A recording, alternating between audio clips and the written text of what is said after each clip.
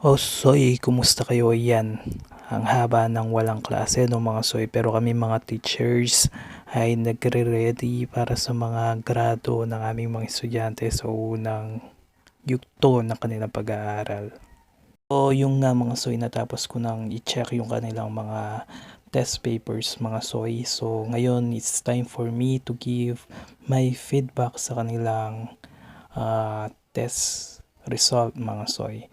So, isa sa mga naisip ko dyan mga Soy ay mag-print ako ng mga emojis, reaction mga Soy para makapag-react ako sa kanilang mga scores mga Soy. So, yan nga inaanda ko na yung mga gagamitin ko mga emoji at printin ko na ang mga yan mga Soy para ready to dikit na lang sa kanilang mga test papers mga Soy. Siyempre pagkatapos natin siyang i-print mga Soy, so gugupitin na natin yan mga Soy. Medyo nanginginig pa yung kamay ko dyan mga Soy. Actually, natural lang pala ang panginginig ng aking mga kamay mga Soy. So, hindi tayo ganun ka pulido sa paggugupit mga Soy. So, may halong panggigigil pa dyan mga Soy. Sad to say mga Soy, kubit-kubit yung mga nagupit natin dyan. May mga pabilog at may mga pa-square ako nagupit mga Soy.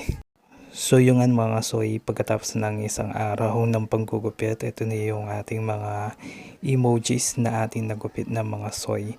So ready na idikit to sa mga scores ng ating mga estudyante. So imekos-mekos na natin ang mga yan mga Soy.